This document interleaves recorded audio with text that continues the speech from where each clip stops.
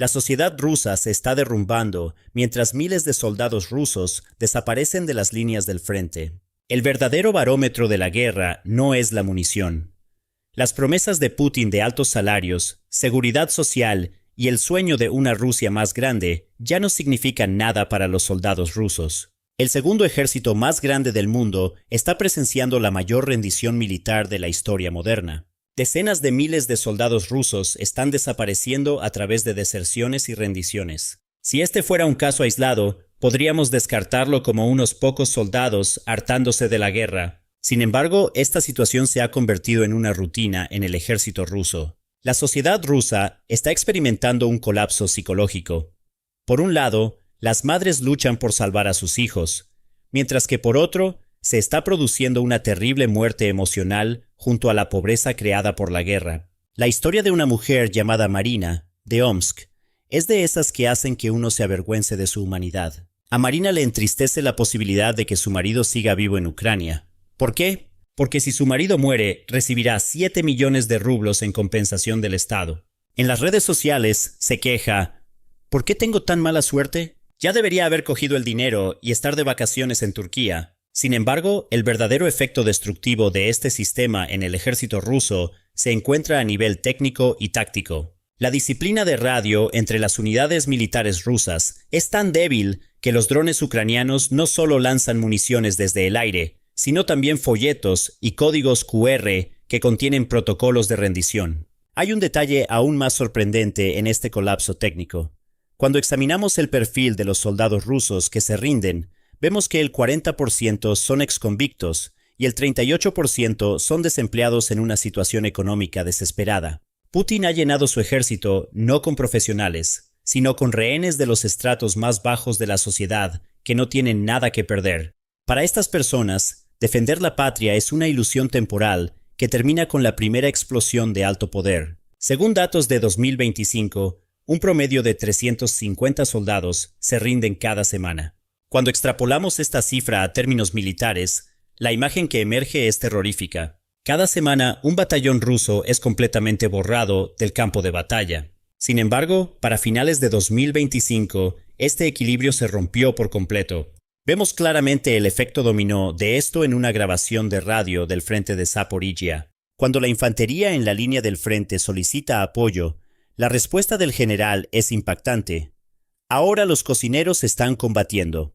Esta frase es la admisión más dolorosa de que un ejército ha colapsado logísticamente. El ejército ruso, habiendo perdido su infantería profesional, está tratando de recortar la logística para sumarla a las líneas del frente. Esto es similar a un organismo que consume sus propios órganos para sobrevivir. El efecto dominó también se profundiza en el estrato social. Las familias de los 70.000 soldados que desertaron se han convertido en el principal motor de la agitación dentro de Rusia. En otra grabación, las hijas discuten qué comprarán con los 7 millones de rublos que recibirán por la muerte de su padre, si renovarán el coche o la casa. La vida humana se ha convertido en un billete de lotería. En la otra cara de la moneda está la pura impotencia de las mujeres a las que no les importa el dinero, sino que solo esperan noticias de sus seres queridos. Una mujer rusa dijo que su marido lleva desaparecido desde octubre.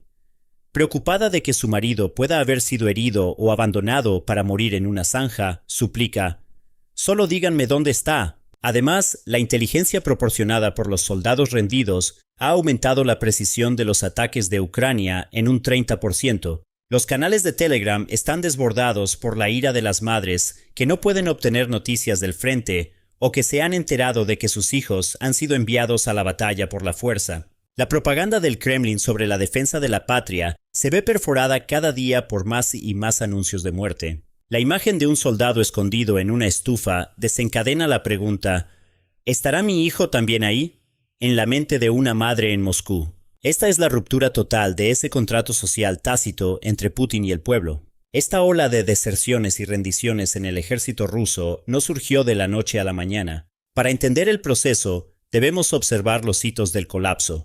Esta cronología, que se extiende desde el otoño de 2024 hasta finales de 2025, demuestra cómo el mito del ejército invencible se convirtió en un ejército de desertores. Según información reflejada en los informes de la inteligencia británica, 2.000 soldados desertaron solo de esta brigada en septiembre de 2025. Esto es más de la mitad de la fuerza de la brigada. El número de casos presentados ante los tribunales militares rusos superó los 20.000 para 2025. Sin embargo, esta cifra solo incluye a los que fueron capturados.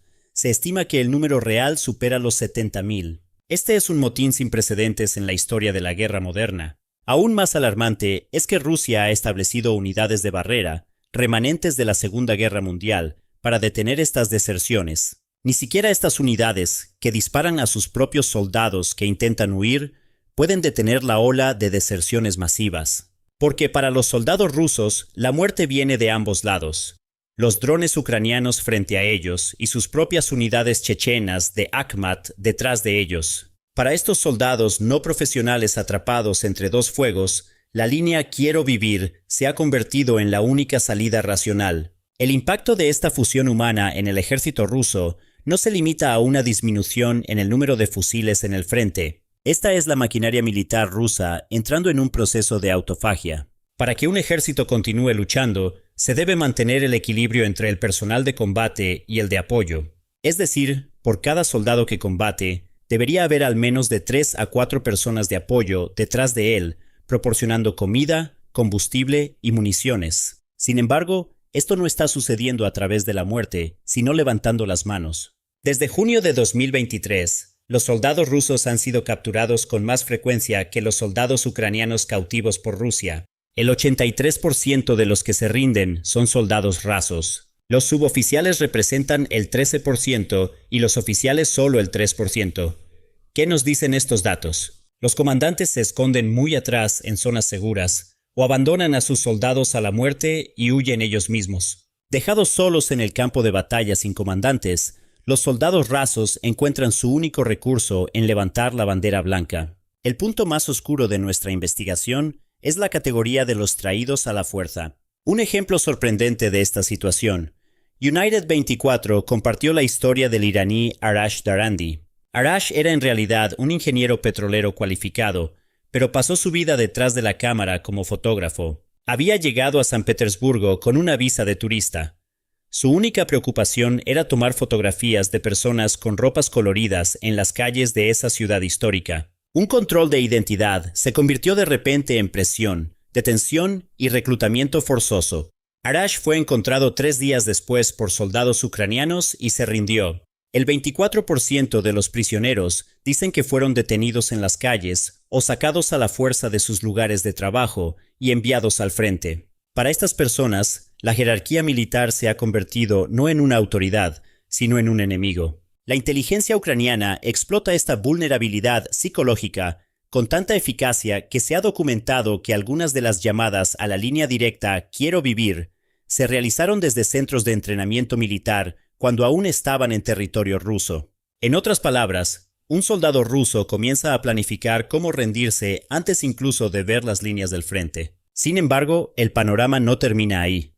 Funcionarios ucranianos han anunciado que hay cientos de personas gravemente enfermas y con enfermedades crónicas entre los soldados capturados. Incluso individuos que normalmente no serían considerados aptos para el servicio militar fueron obligados a soportar la carga de la guerra. Estos soldados generalmente tienen las enfermedades mencionadas en Quiero vivir, e incluso se ven obligados a usar brazaletes que los identifican. Además, esta lucha por la supervivencia no se limita a los soldados de origen ruso.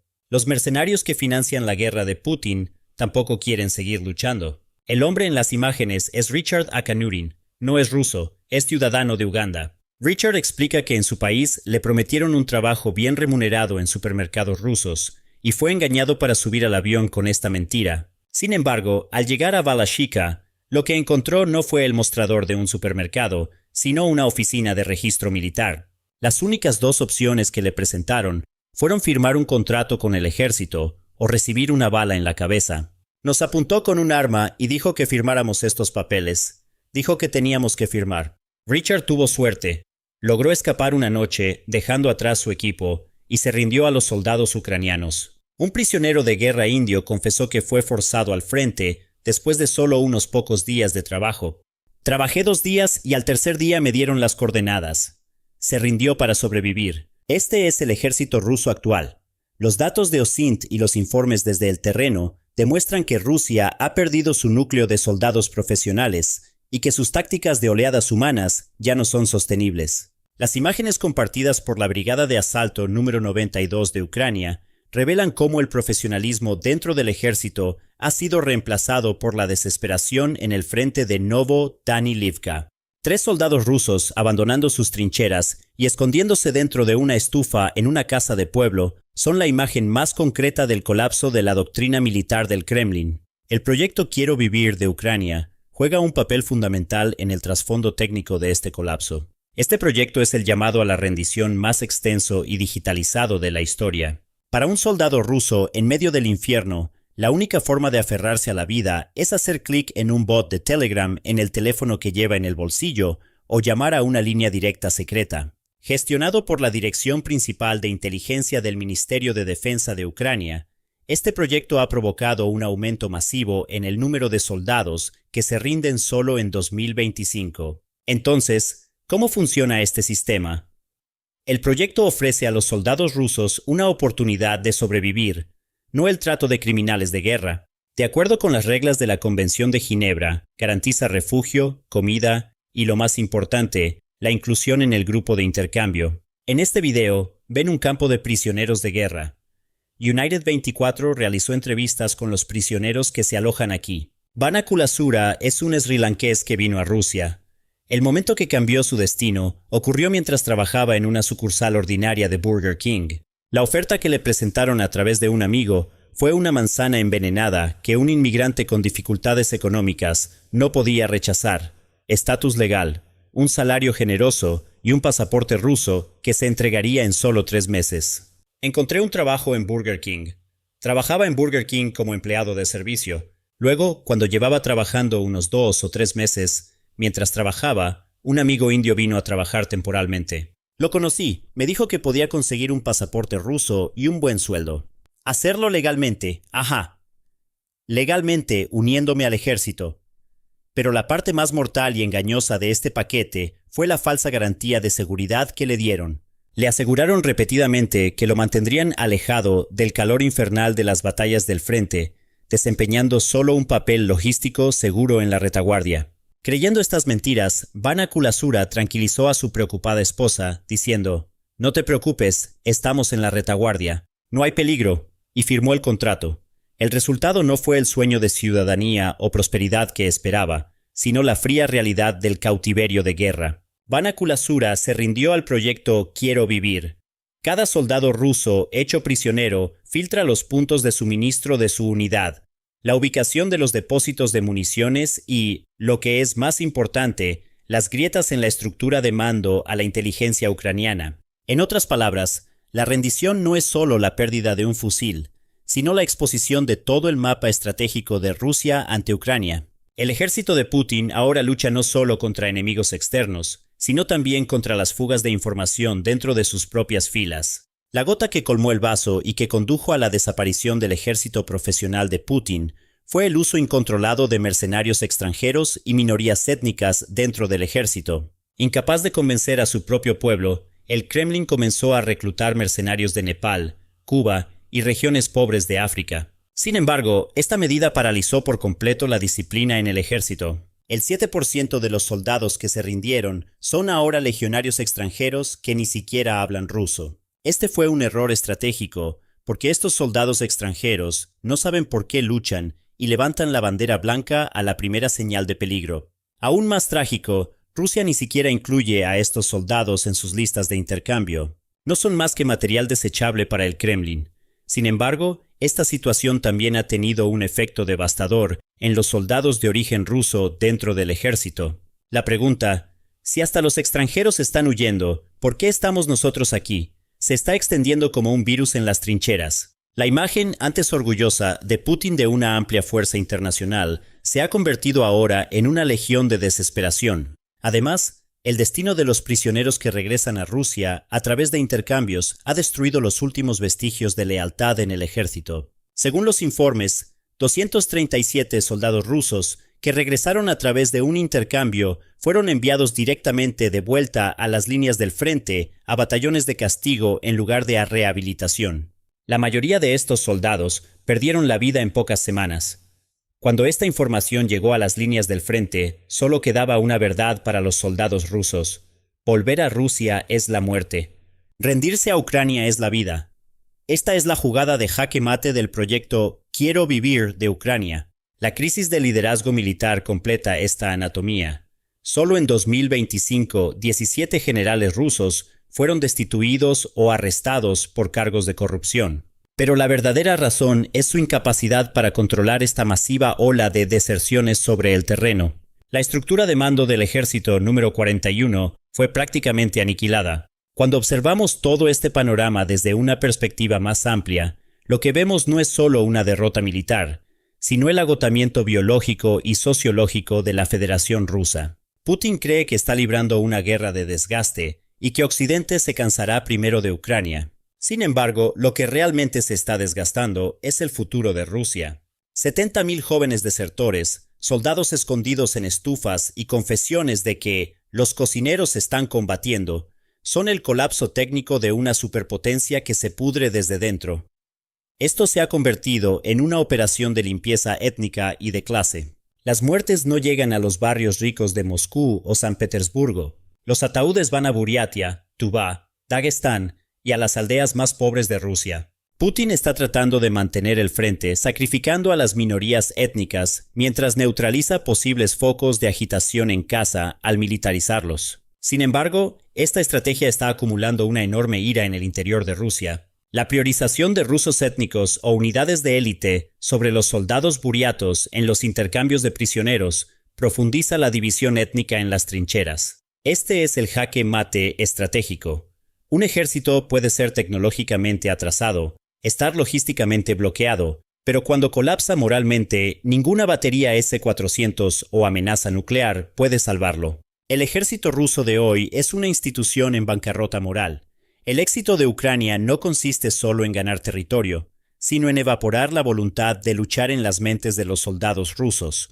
En el momento en que un soldado comienza a preguntarse ¿por qué estoy aquí?, Putin ha perdido la guerra, y 70.000 respuestas corren hacia la frontera rusa o las trincheras ucranianas, diciendo «no debería estar aquí». Como resultado, Rusia ahora está consumiendo no solo sus tanques y aviones en las estepas ucranianas, sino también su propio futuro biológico y su identidad de nación-ejército. Esos 3 soldados escondidos en la estufa son el lugar donde la ilusión de 20 años de Putin, de una Rusia fuerte, se ha hecho añicos. La guerra puede continuar, los mapas pueden cambiar, pero una vez que el honor y la lealtad de un ejército se rompen, no hay recurso para repararlos.